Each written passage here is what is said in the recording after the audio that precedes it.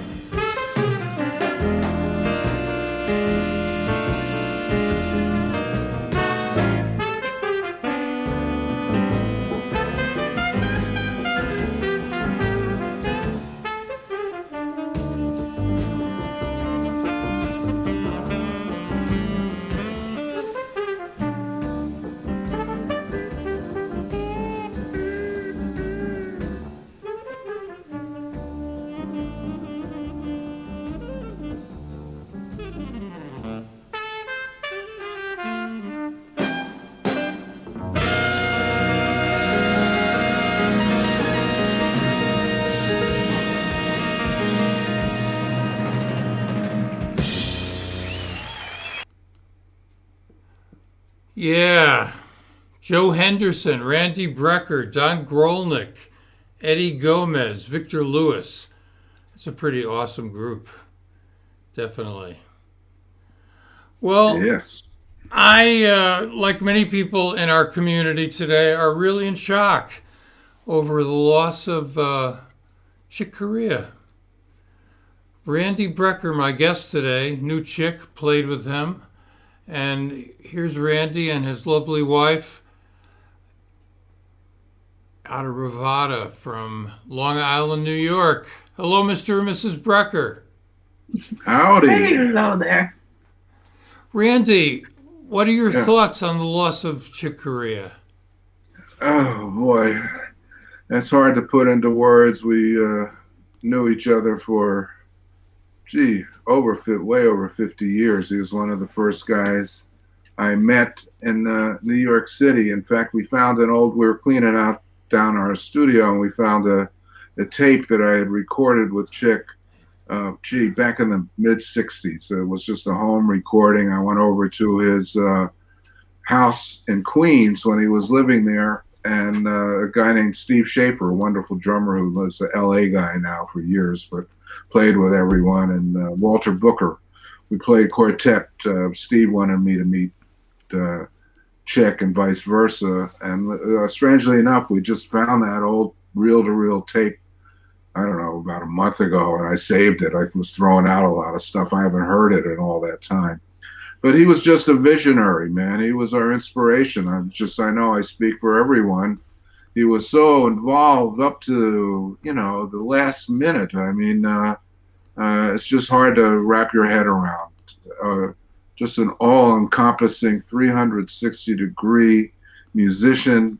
Was always so curious about every style of music, could play anything, sight read anything. What a composer. It was a guy we just all looked up to. I always felt like that big in his presence, but he was such a kind individual. You would never know from hanging around him anything about his notoriety. He was just a humble cat like all the rest of the cats, and always had a kind word, and it's just impossible to say enough about him. Yeah, he was a really remarkable man. Ida, when you were growing up, did you check out Chick's music? Of course, you cannot not check it out. Well, when somebody like that pass away, it's like your own family member pass away, because the musician community is so tied together, and it's like your own family pass away. So it's tragic. Yeah, we were in the middle of recording something for someone yesterday for Jason Miles, and I got the news in the middle of it through my phone, and we just had to stop. I couldn't concentrate. Still today, and many days to come, probably. Yeah, it has been a shock that's reverberated around the world, and in the past year, Chick has been very active. When the pandemic started, he was live from his studio practically every day for at least an hour, or longer than that, for months and months. I mean, that was just incredible. That was something that we all needed. I mean, that's one thing that's been horrible about the pandemic, is that we can't hear live music. And a lot of us need that. It makes a difference in our lives. And thankfully, we have the technology that brings the music to us. Of course, it's not the same as in person, but the fact that you guys can get online and do what you do, and Chick can do what he did, and we can go to Smalls, and we can still get a taste, a reminder of what all binds our community together here. I mean, it's just Chick Corea. I first saw Chick the first time was in 1969 at the Fillmore East, when he was with Miles and Wayne and Dave and Jack, on a triple bill with the Steve Miller Band and Neil Young. Quite an interesting a combination there. And I can't remember if Bitches Brew had come out, or it was before Bitches Brew, but it was around that time. Miles had come out with In a Silent Way, which Chick had played on. And that, excuse me, I mean, that was you were part of that whole thing, man, that happened in the late 60s and early 70s when the music turned around in a different kind of way. And Miles was at the beginning of that, was at the center of it, those recordings. So hearing In a Silent Way and then going to hear the band at the Fillmore, I mean, I think they just recorded Bitches Brew. Just phenomenal. And of course, I was lucky to hear him a number of times. Randy, any gigs with Chick, any appearances that you recall?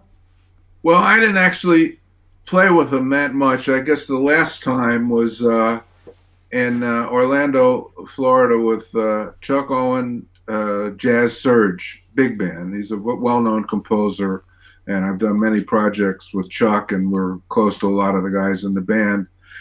Chick lives near there, and given the first. Chuck has an organization now, and they gave Chick the first Composers Award. It's an International Society of Composers and Musicians. I forget the acronym. But Chick was there, and we got to hang out pretty much all afternoon, and he played at the concert. We played 2 or 3 tunes together. Gail was there.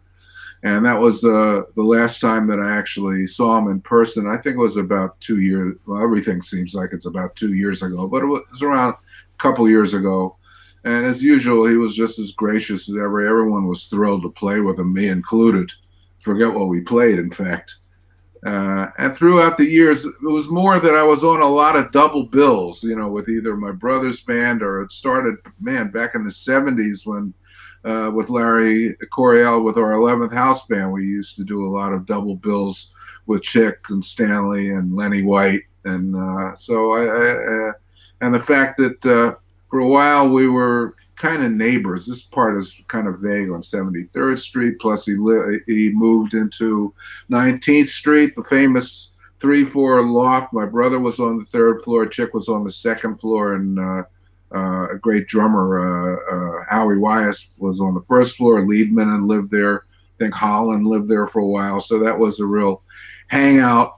This is in the Slugs days, and I saw a lot of Chick hanging at that Lower East Side infamous place. That was where everybody kind of went to hear music. I was playing a lot with Art Blakey there and had many conversations that I remember with Chick. So I saw his whole influence. It's just, he's just been with me for so many years. And not that I knew him, wasn't one of his closest friends, but just miss him. Just expected him to always be here. You know what I mean? I know what you mean, but the reality is this life is really temporary, and we don't get to decide, how and when it's going to end. And sometimes, sadly, tragically, people leave us much, much too soon. We lost Clifford Brown when he was 27. We lost John Coltrane when he was 40. We lost Michael Brecker when he was 58. The thing about this life is good and evil, bad and good, everything, there's like a duality to it, yin and yang. And our community is a community of people who care about each other and create something beautiful and make people feel good. And when we lose someone from that community, it's kind of painful. Sadly, this week, Randy mentioned this before we went on here, I lost another friend, and that's trumpeter Paulie Cohn. Paulie passed away at 98 in Tamarack, Florida. He was a lead trumpet player who arrived in the big band era, played with Artie Shaw and Tommy Dorsey, and later on with Count Basie. A guy with a big heart and a bit of a character, Paulie was. I had I don't want to say the misfortune, the good fortune to do a documentary with him 8 years ago when he just turned 90.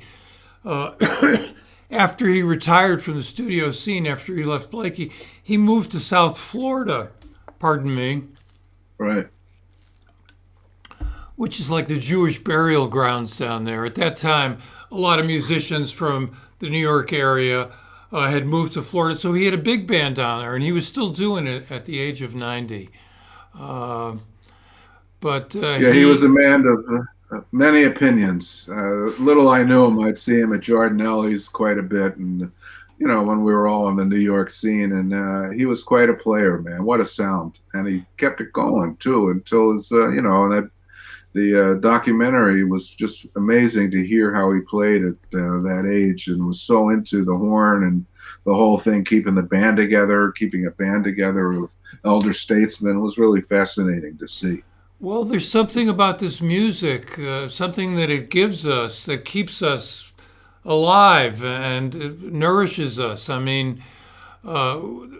thing about life being temporary, things we can't control obviously happen in this life, but some of us are lucky, especially nowadays with medical technology, to go on into advanced years. Paulie was 98.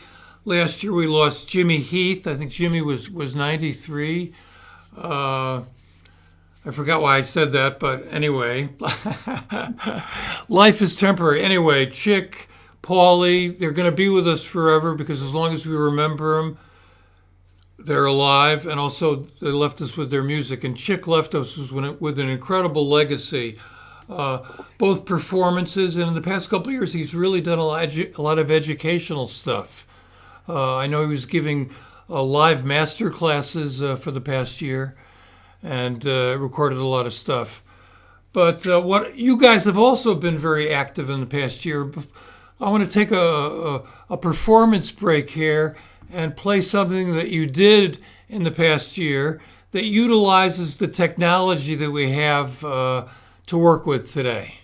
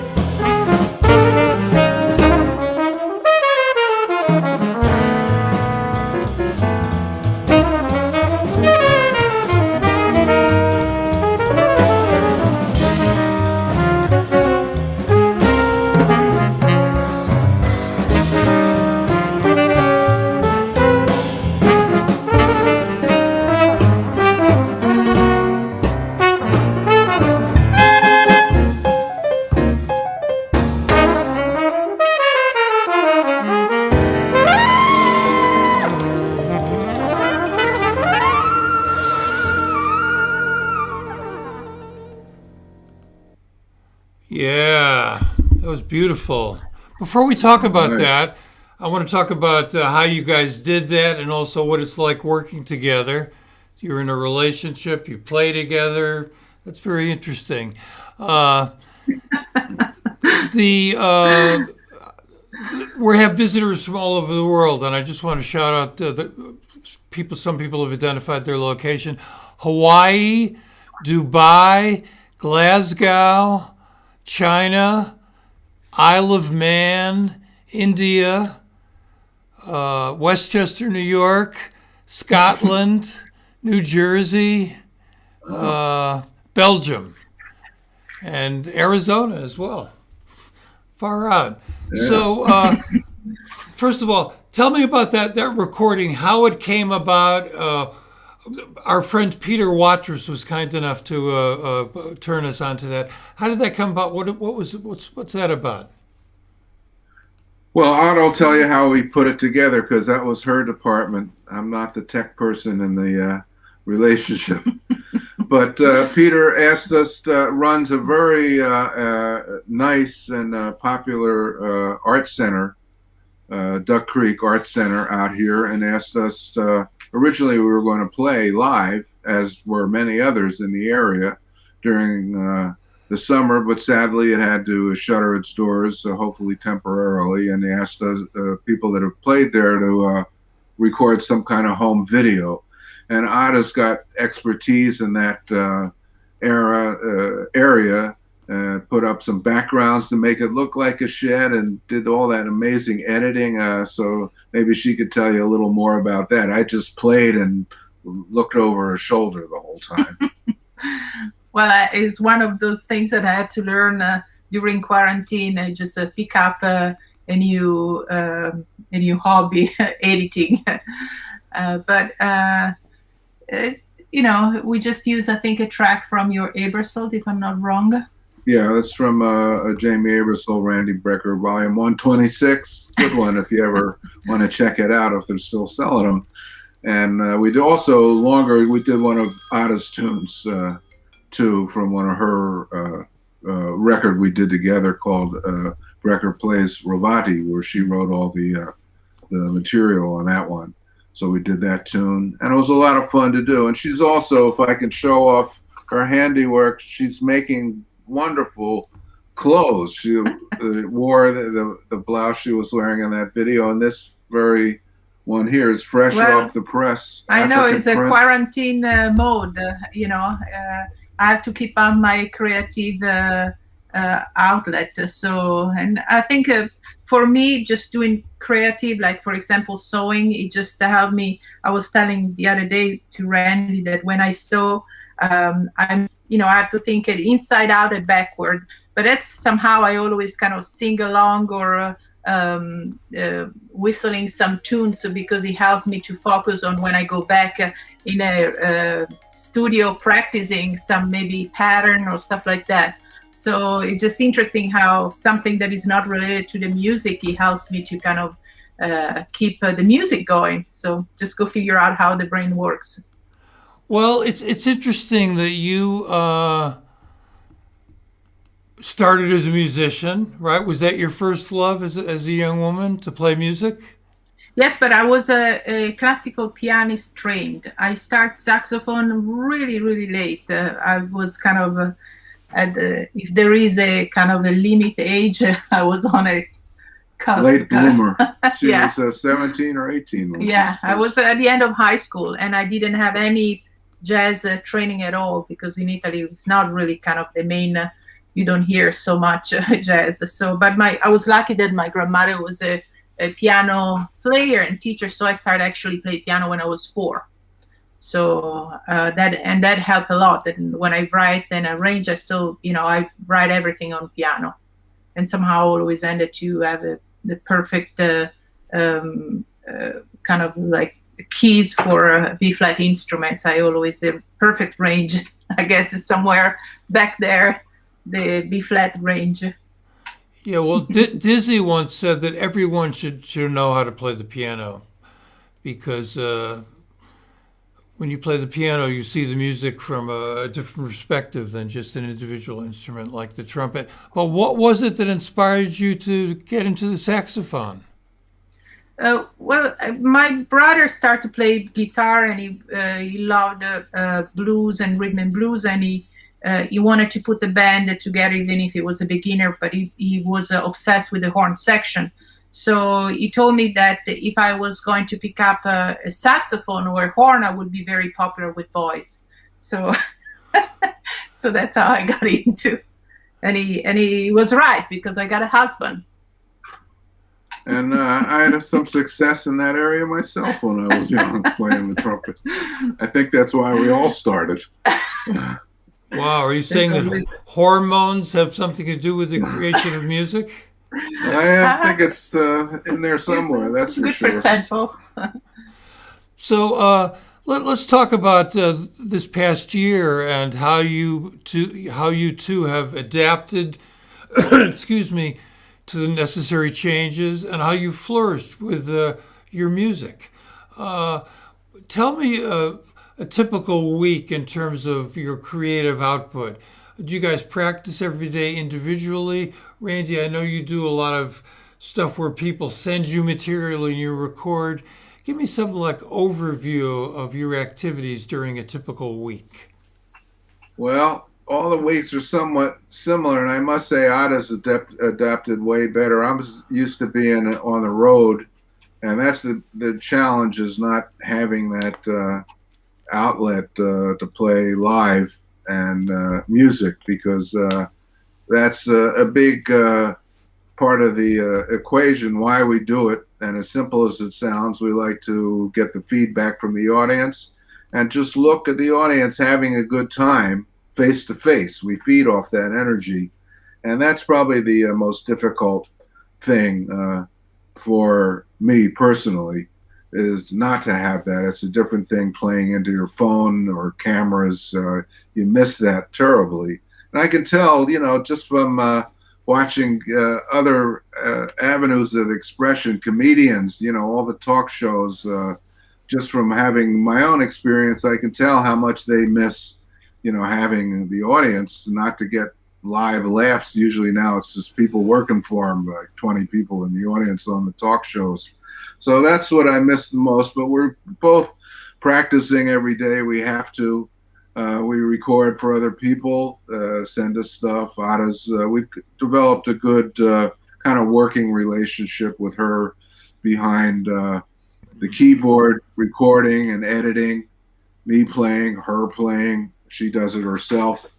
And that's a part of our weekly schedule, although it's slowed up a little. And she has these other creative outlets. I try to get some exercise every day, and just whatever I do is connected to music. I do a lot of reading. I'm reading Phil Wood's biography right now, Life in E Flat, studying other videos, keeping up with music history, jazz history. There's plenty of time to fill in blanks and watching stuff, and that's usually my week. I don't have many outside interests like she does, and sewing and she's writing a lot. She's been a lot more active than I have, actually, truthfully. But we're getting through it. You want to say, because she's got a lot of things going, writing a lot of stuff. I'm the problem of him, because I have too many things that I wanted to do, and I don't have enough hours in the day. So I always have to, of course, music is my main, focus. So I'm trying to spend every day on my horn a certain amount of time. And really lately, I think it has to do with the fact that a month ago I decided to quit Facebook. Woo! And I just kept the let's go talking the fan page or the official page, but I was seeing that it was just like not doing any good to me. I was getting aggravated politically, and just spending too much time. And I could see it was just the dynamics of waiting or looking the likes. It's just something that doesn't really sit well with me. So after years, it was a kind of a big change, and incredible. As soon as I stop, I start to write probably 10 tunes that that's never happened, to be able to be so creative and straight to writing. So I guess I needed that big change. But I love anything that is creative, from painting to photography to cooking, sewing. I'm into, and I always find that it helps me musically. There is always it's like I'm resting on music, but in the same time, the fact that I'm just putting myself doing creative is helping on some level musically. So I'm really trying to be surrounded by creativity, and we have a 12-year-old daughter also that right now is in a totally full remote school program. So I want to be sure that she doesn't spend, after she's done with school, she needs to get off the screen. So that's why we do also craft, because it's a good way for her to be away from the screen and just do something else. Yeah, that screen is very powerful. Yes. It's, I mean, It's a blessing, but it's also a curse. Exactly. And I think it's out of control for most people. It's an addiction.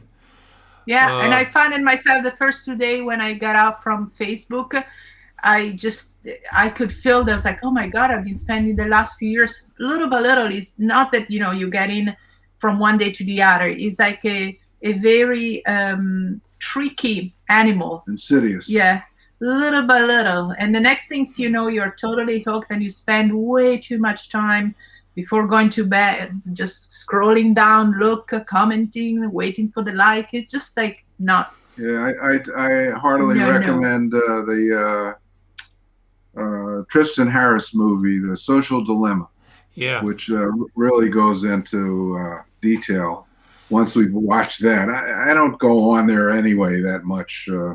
It's mostly music connected stuff. There's nobody in my friends that I don't know. They're real friends. I got hip to that kind of early on. Yeah. So I used to use it really for promotion or just checking out what other friends are doing. But I hardly recommend that movie. I saw it about 2 or 3 weeks ago. So that kind of took us both aback, just seeing how insidious the whole thing is. Yeah, I too have a love-hate relationship with social media. I love YouTube because I can be creative on YouTube, and as a viewer, there's some incredible things to see. But, yeah, for sure. But musicians don't get compensated for what happens on there, yeah. And that's not fair. I mean, the entire system of content creation and compensation and archival material has not worked out in favor of musicians. I mean, it's very difficult. Well, that's a whole other discussion. And if I might say, I mean, that's because I haven't been writing a lot. A little, I get to the keyboard, but a lot of just speaking for the other side of the coin, and being older, also being compensated, I hope people realize, was part of the reason, and I'm sure it was the same for Chick, and I know it's the same for Herbie, was the fact that we would get compensated for writing. It's hard to do this. It's hard to sit in a room alone hours upon hours. It's not exactly fun. It's great when it's finished and you hear it. But that had a big part why I'm not that inspired to sit here anymore. Plus, I had a lot of releases out before pandemic hit. But it's also, that's a big part that we don't get compensated fairly, and people expect to get music for free. The whole thing, the way it developed, is very discouraging in a way. It doesn't affect Otto, though. It's not only the music. They expect everything for free. Yeah. They don't want to pay for movies. They don't want to pay for news. And the implications. One of the implications of that is that the internet is a commercial medium. It's a medium like Facebook that exists only to sell advertising, which involves gathering data.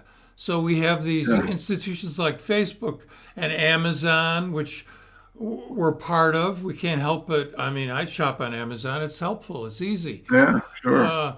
But what has Amazon done to the world of retail? I mean, remember record stores? I mean, I go back to the time. I'll date myself here. When I first got into the music, in the late 50s, early 60s, you would go to a record store. a guy would recommend, hey, check this out. You would go into a room and you would listen to the music as long as you wanted. Then you come back and either you bought it or you didn't buy it. So there was the aspect of the community that was involved. Somebody hipped you to the music, but also you could really check it out. Look at the album cover, because the album covers had, the liner notes had fantastic information. I wanted to ask you, when you were growing up, first of all, where are you from in Italy? And number two, who were some of the music, classical and jazz, and artists that affected you when you were a young musician? Well, I'm from northern Italy, close to Milano. It's like probably 45 minutes west from Milano. And I grew up listening a lot of classical music, but every summer I used to go with my parents at the seaside close to Pisa, and it was where Puccini was from. So it was Torre del Lago Puccini. And I remember every summer I would go to see every night the local festival. And I was totally blown away by the harmony, and just be able to see all people dressed up and just the real opera. So I think that that was one of my main the idea, the importance of the melody, the power of the melodies. And I think that the other day I told Randy that seems that a lot of people forget about melodies, melodies that you can sing and kind of remember in your mind. And so that's definitely was an inspiration. And then, of course, hitting the teenager year, I was into totally English rock, and both the 80s, because that's where I was a kid, and also I love the 70s from Starways to Heaven. I did actually a jazz version of Led Zeppelin, and that kind of like a genre, more What was 70s. That guy? What one? You love, I did that gig with, and you flipped. Oh, Nick Kershaw. Yeah. I was obsessed when I was Stella's age. I was in my teenager year. I was obsessed with this English singer named Nick Kershaw, and it was pretty cool. Actually, if I still listening to some of his stuff, definitely he was a jazz lover, because his influence, his way of writing harmonically and rhythmically, you could see that he had to listen to jazz. So Yeah, I did a gig with him by accident with Leslie Mandoki's Soulmates a few years ago. When she found out he was on the gig, I thought she was going to have a heart attack. For a second, I was back to be the kind of crazy fan, teenager screaming girl. He is really good. Yeah, I knew the name, but his music is very, very, really interesting pop music. Yeah, well, you've got some open ears, Randy. You always have, and let's play another track here, and then we'll explore the secret lives of Mr. and Mrs. Randy Brecker.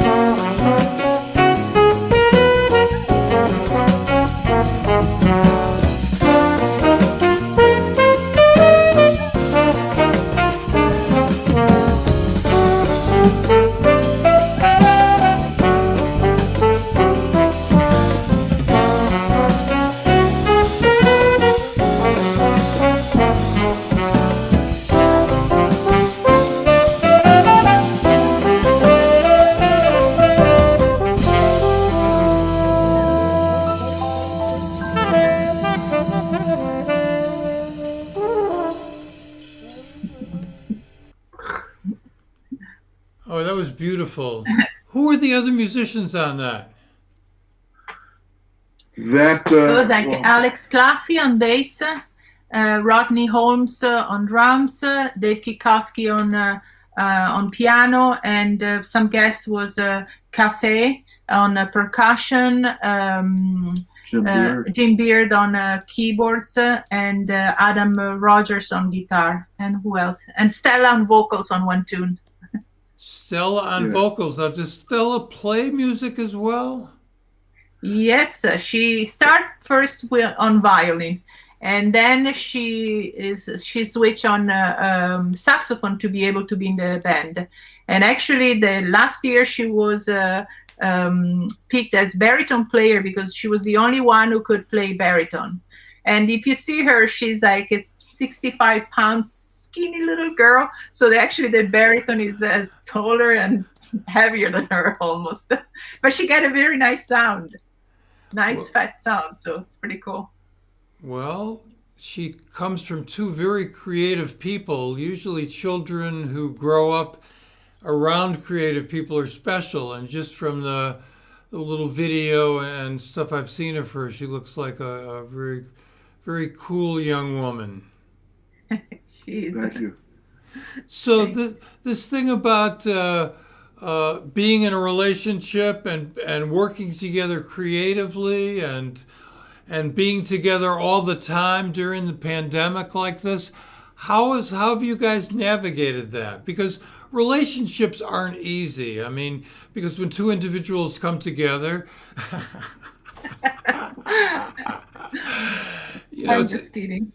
So, I mean, in my relationship with my girlfriend, it's about communication. I mean, that's really when you love each other and you communicate, you can make it happen. What is it like for you guys working together and loving each other? Well, I think it took a sec. I mean, quite frankly, I don't think Otto was used to having me home. Well, she used to joke around. We just stay together because I'm on the road half the time. So it was a kind of a big shock when I'm here. She's got to cook, and I'm going to learn. I do a little stuff myself. But once everything settled down, we have our good days and bad days. No days are real bad. But we really enjoy each other's company. There's a lot of stuff. She's one of the few people, or maybe the only people, I could be in a room with her 24 hours a day, and it'd be too short for me, to be honest. Might not be reciprocated. She likes a little time alone. I think because... And we practice in different rooms. Yeah. We spend time But, apart. I mean, I love him dearly. I mean, I couldn't picture myself with anybody else, and he's my best friend, so you cannot go wrong with that. And we have a similar sense of humor. We do the same kind of funny jokes, and it's just like I love being with him, and musically, of course, I don't even need to go into that. Whatever I wrote, I always Randy, do you have time? Can you check it out? What do you think? Yeah, these days I enjoy just listening to what she's doing, and I offer suggestions. I'm pretty good at that because I had a lot of experience, of course, in the recording studios. So that's almost second nature when I hear what she's writing. So I just kind of add my little 2 cents. So it's even that part is fun for me. We're going to get through this pandemic. It's going to take longer than we would like, and the loss of life has just been unbelievable. But a new chapter will begin. What are you guys looking forward to musically? What have you, Randy, you've accomplished so much in your life, and you've done some wonderful things as well. What challenges, what projects, what can we see from you guys in the future? Well, that remains to be seen. Like I said, I had a lot of stuff out before the pandemic. I'm just looking forward to a lot of stuff has been postponed, and it gets complicated. I'm not sure what's fitting in where as far as the road stuff, but I'm just looking forward to getting back out there and playing in front of people. And then, that's what inspires my creative process more. And makes me feel, I think, more like writing. And I have a vague thing I want to do, which I've never really done before. I'm not sure with who yet, just to choose, as simple as it sounds. I've never really done a record where I just choose some tunes and with compatible trio and just play. So I'd like to do that. I'm in the process now of going over standard stuff that I might want to visit and just stomp it off and play. I've had a lot of records out are very involved, where I wrote a lot of stuff and arranged, and it was kind of tedium. But I've only done maybe two or three jazz records. So everything else has been kind of tightly arranged, tightly knit. All the Brecker Brothers stuff, it had its style about it, but that's vaguely what I see in the future for me, and just getting back out on the road again. Less, because I also have really enjoyed being home, so I'll be a little more choosy about what I take, I think. What is the definition of a compatible trio?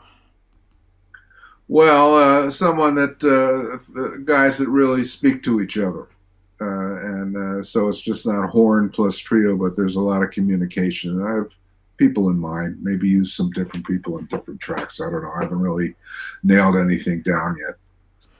You know, when you first came on the scene, the configuration was different because musicians played together in groups over an more extended period of time.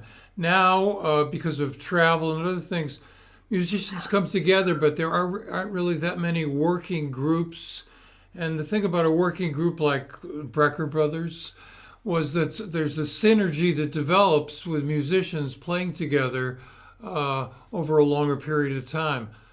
As a creator in 2021, how do you navigate the fact that you want to go into the studio and play with some guys and just play? But how do you navigate the fact that this is not a group; it's a spontaneous thing?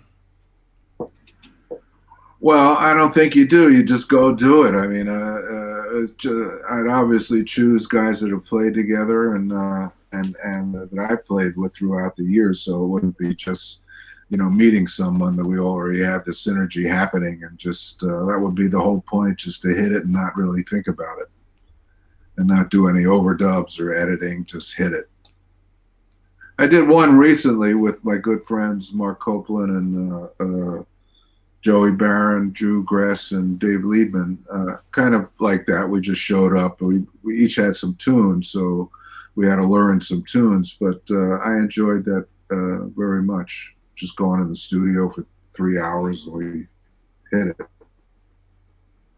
Yeah, there's something magical about just playing.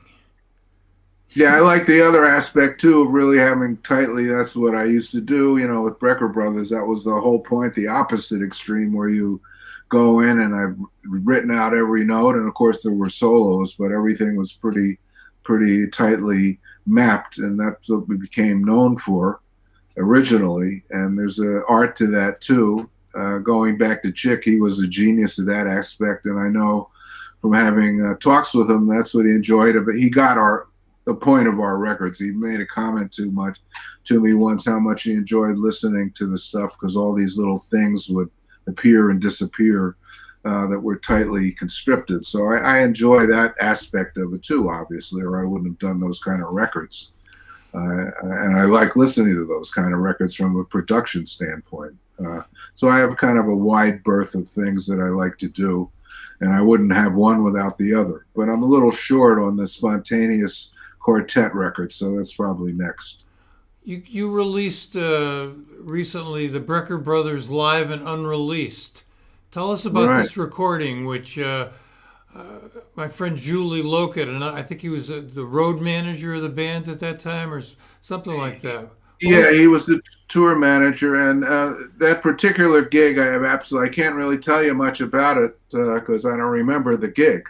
It was originally a radio broadcast with the on the NDR network, I think, and Joachim Becker, an old friend has his record company in Europe, found the broadcast and asked and got permission to kind of tighten it up a little and then release it. This was a George Wein Brecker Brothers tour in 1980, and they released a 2 CD set. But I don't remember the gig at all. Julie mentioned, because it sounds like, and this is what it sounds like, and he reminded me about the gig. We got there late, so we couldn't have a sound check. We just set up and play. And in a way, that's kind of what it sounds like. We didn't warm up. The sound goes in and out, but the spirit is there on the record, and I'll say that. And we barely made the gig, which is why I don't remember it. It was a long tour in Europe, about a month long of one-nighters. And sometimes that happens, you get to the gig late. He couldn't remember why we got there late. We missed a plane or there was some snafu, so we just sat up and played. Yeah. And you also released recently this Eric Marienthal, Randy Brecker collaboration, Double Dealing. Yeah. Well, that was a long time coming. We had talked about doing that for years. I met Eric, like I said, when he was with Chick's band, and we were doing a lot of gigs together, particularly, I think the first time we met might have been in Turkey. We were opposite Chick's band on a bunch of gigs. And then I joined the GRP Big Band. We were on the same label for a while. He's just a great guy, all-around musician, and he had talked about collaborating on a project and brought in our Brecker Brothers producer, keyboard player George Whitty, Dave Weckel, Patituccio on a couple tunes, a lot of great sequencing by George. And we worked on that when the pandemic kind of hit. I got my parts on there first, right before it hit. I was expecting to go back out on the road. But we mixed it entirely without his help, long distance, and George's help during the pandemic. And it was a lot of fun to do, and some good music on there, all pretty tightly controlled. It's one of those kind of records, but everyone sounds great. The little tunes by everybody. So it was a lot of fun to do. That was probably the latest release, right after the record that we put out called Brecker Plays Rovatti, which did very well on radio charts and like that. And that one, Otta wrote all the music, and we co-produced it together. So we've been busy with this stuff. I mean, I'm happy to say. And there'll be a new one under her name soon. That one also is very good. Now, this one you turned me on to today. We unfortunately weren't able to play the track Crystal Silence. Very moving, emotional track here because of copyright restrictions. What is the UMO Jazz Orchestra? Is that one of those great European radio orchestras? That orchestra, the UMO, I must stand for something, and I don't know what it stands for, but I've been working with them for years. It's one of the top professional, state-sponsored, I might add, big bands or orchestra when they need strings. And this was an album under my name and the great arranger who arranged everything and composed a lot of it, Matt Holmquist. And what brought it up, and this was released sometime last year also, along with everything else. Timing wasn't great. They all came out around the same time, but we did 3 Chick's tunes on the record, Crystal Silence, Windows, and Humpty Dumpty. I had to look at my notes because it was a while ago. And I remember sending, I thought Chick might enjoy hearing it, so I sent it to the office. Like I said, I don't know if he ever heard it, but they're very nice arrangements of those tunes. And it's great that in Europe, you have all these bands. They're great. They're full-time. They know each other. They can play the music. This was really difficult stuff. Live audience, 1,600 seats, sold out. It was funny. I sent a little video to Chick. We had a late sound check on this gig at a beautiful concert hall. And the first 2 tunes looked easier than the rest of the stuff. And the first tune, Matt's forgot to transpose it for trumpet. Luckily, it wasn't that hard. The second tune was transposed, and by now the sound check was almost over. And the concert was supposed to start in 20 minutes. I told this to Chick in a video I sent to him. He left out the chord changes to the tune, so I had to kind of not only play the whole solo by ear, but it was a kind of a minimalist piano he was barely playing the changes. Out on the side of my mouth, I had to say, play the changes, so I could kind of hear what they were. I don't think it was one of Chick's tunes, but that was a night I'll never forget because it was really hard music and the band did really well. I think some of it's on YouTube, Umo Jazz Orchestra. But yes, indeed, we recorded 3 of Chick's wonderful tunes on that, and I hope he heard them. I think he would have enjoyed the arrangements. Yeah, the Umo Jazz Orchestra is from Finland, and Right, Helsinki. Helsinki, and these European orchestras, I guess, are sponsored mainly by the government, by the arts foundations within the government of European countries, who recognize the importance culturally and socially of artists creating these kinds of things. Sadly, it's a different perspective in the United States. Yeah, well, I will say that it's improving. I mean, I'm happy to see that in a lot of the smaller cities, smaller towns, the people rise to the occasion to have some kind of jazz society, have local musicians that want to get together and play. And a lot of the smaller towns now have a big band that does a regular, maybe 4 or 5 concert a year jazz series. So that's nice to see. And I think that they were influenced by the fact that Europe has all these big bands that are sponsored, and so many records come out with us guesting on a lot. I've played with pretty much all of them by now and have releases on a lot of them. WDR, NDR, HR Big Band. There's 4 in Germany. They're great. And all the fabulous bands that come out of Russia, and they get to tour here sometimes. See Igor Zbutman's band at Jazz at Lincoln Center. They're great. There's a whole band of soloists. I could go on and on. There's a lot of really great music happening in that world.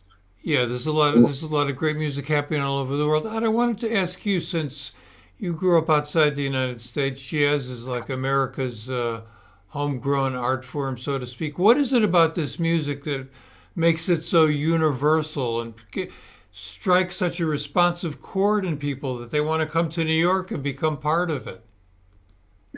Well, I think that coming from a kind of a classical background is the fact there is a freedom of expressing yourself, and especially these days that is a kind of a global. You can there are so many kind of different faces of jazz. You can do from techno to Latin to fusion, electronic. So you can really be tailored on taste. And I mean, the fact that is really improvisation put the special spin to this kind of music. That's you bring up the essence of the person. So that's why I think that is so popular. I mean, it's popular between jazz lovers, between us.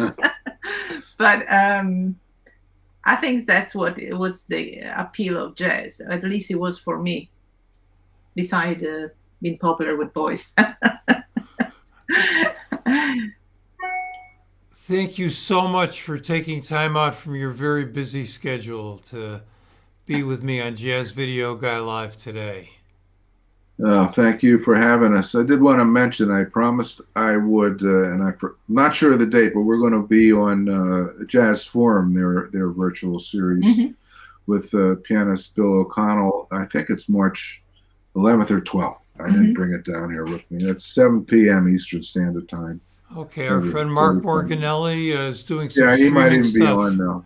Yeah, so he's streaming stuff every week for the club, and I hope they're doing okay. It's tough time, man, for the clubs. Imagine it is, and for everything, for that matter. So we're hoping for the best, and we hoping we get out there soon. But we certainly appreciate you having us.